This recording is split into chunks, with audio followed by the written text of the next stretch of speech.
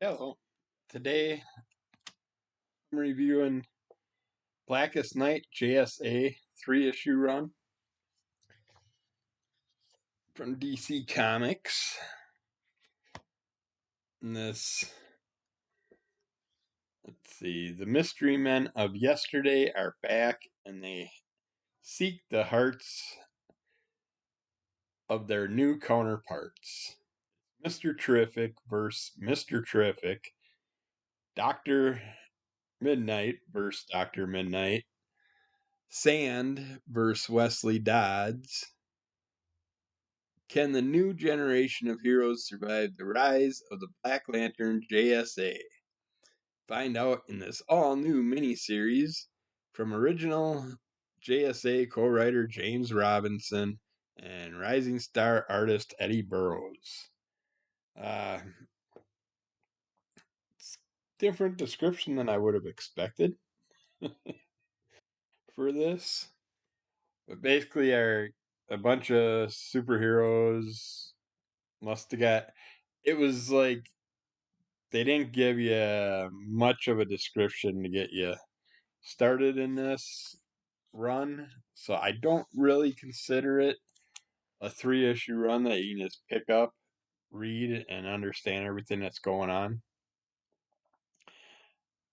I was confused at moments, but by the end of the run, I understood everything that was going on for the most part, but we don't find out why a bunch of characters ended up with the black rings that basically changed their body, kind of. Can't really say zombified. I mean, they zombified as far as uh, as their looks go, but they still were able to speak and do things, whereas a zombified character wouldn't be able to.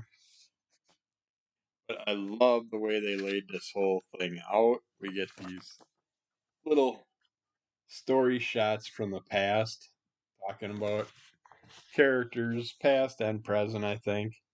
Uh, and it focuses on like Wonder Woman, Superman, and stuff, different characters that are the main baddies in this storyline.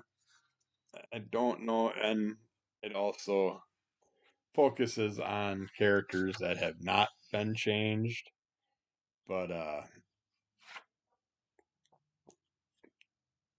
they also play around with this red, green, yellow effect on characters representing. I want to make sure that was a fly and not a bee. It's fly season, and I leave the door open for the cat, and we get a bunch of fresh flies in every day. But I loved how they did that, basically representing the different feelings of the character, like rage, love, fear, and then they keep going on with the different little storyline pieces from the past and kind of connect to how the characters fell or little bits of the character's history from the past and stuff. Uh, but I was very. It's like I grabbed this and read it. I had it sitting around. I didn't. There was no reason. It was just in one of my boxes. I haven't read it yet. I had all 3 issues, so I figured, what the heck, check it out. And it's kind of funny how things happen the way they happen because with the Superman movie, that was my first introduction that I know of to Mr. Terrific, and I really like that character in the movie.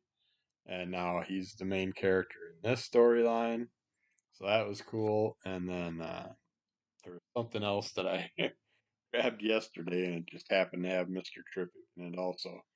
Uh, might have been the Godzilla books that I read and talked about. But yeah, you see your characters there that are kind of like they're not skeletal. They're just, yeah, just call them zombies. They're apparently the black ring must kill the soul, kill the body, destroy the carrier of the ring, and but yet they still have and powers and awareness enough to do whatever their evil plans are that the ring's causing them to feel and go after, because it's like the characters that are talking to like family members and stuff like that are also superheroes uh, or villains. Uh, they have knowledge from the character from its past, so they talk like they still have feelings, they still care about the people and stuff like that, but yet the ring makes them lie. So I don't know enough about the black ring to find out what it all does. I know it takes from, obviously reforms their body, but yeah, they still have memories of their past, and they play on those to tell lies to people that know them so they can try and suck them in and get them turned also. But throughout this, Mr. Terrific found a way that he thinks he can save whoever is left, which there aren't many left. And you have the Flash character, uh, Green Lantern, uh, who there was four characters: Doctor Fate, Green Lantern, and there was a couple other characters that were. I think Flash was working outside Mr. Terrific's uh, bubble. And it's basically the Green Lantern puts the shield around Mr. Terrific and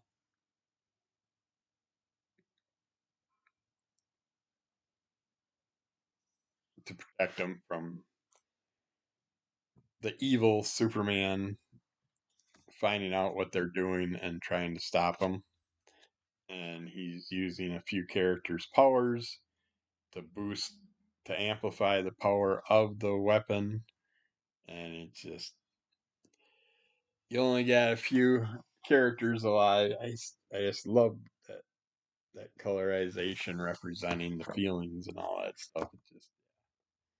They did a great job with that. And the art in here is beautiful. The storyline is decent, but yet it was confusing unless you know all these characters really well and you can sit there and guesstimate what happened from the past and why this all happened. But I think I just got to get myself more more Blackest Night related content. And I know the end of this takes us into, there's our little speedster. Uh, takes us into some other Blackest Night storyline. I love this Joe Kubert advertisement.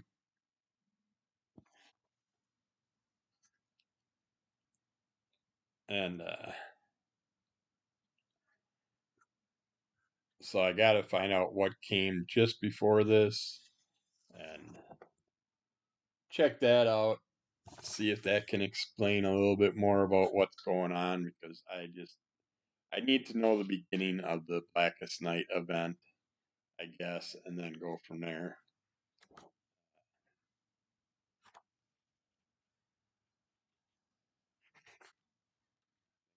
A little write up in here, yeah. Artwork and write ups of different characters in the back of this. Uh, these characters are not part of the storyline, at least what I seen. I didn't see Batman or Doc Savage in here, but I know they do talk about Doc Savage back. They also got the Black Canary and all that, a bunch of other characters that have nothing to do with the storyline. I don't think. I could be wrong. Yeah, you see them trying to build the weapon, and while they're doing that, we're losing more and more of our heroes, and page spread. I really liked it. I just wish I understood what happened in the beginning prior to this. I really wish if nothing else that in issue 1 they sat there and gave you a little description on the inside cover before you started on the story, just a little taste of what happened to all our heroes and villains, why they're all turned into these weird zombie looking characters, and they're all apparently wearing a Black Lantern ring, and that's what caused this whole event, I guess. I'm just not sure how the ring's called to him or anything. It's like I'm trying to look on the covers and just, yeah, at least the one character I see the ring on it. It's like I'm trying to, yeah, there's another ring. So yeah, every one of them must have a ring, and the ring must affect them in a certain way and takes over their body, deforms their body, controls their body. And I don't know what their overall plan is, what they're looking to do, but I would have liked to have just a little bit of information. Like one of those things where I go nuts having to reread the origins of every damn thing character out there. And it just gets old and sickening. But when you do something like this, and it's a whole changing of the characters completely, you should give a little description. And they do have, I with their little character uh, info panels going on there, uh, showing their struggles in their past life and their lives in the past, and all the things that are has happened to them and stuff like that. It just doesn't give you any reasoning behind the concept of the storyline. So it's like I need a little more. And it's probably just me, but I just felt like I was left out. It's like I feel like I got to come back and reread this after I read some earlier Blackest Night stuff. But if you want a very fun, beautiful looking run to check out Blackest Night 3-issue run from DC Comics JSA. I should, yeah, JS Blackest Night JSA. There are a bunch of different Blackest Night titles. I know I picked up some other ones, but I have not read them yet, so I'm hoping that I have something before this to try and explain what's going on. I know Wonder Woman's very obsessed with reaching Superman for some reason. Both of them are uh, zombified from the rings or whatever. Actually, the one Superman she's going after might have died prior, to the event, but I don't know.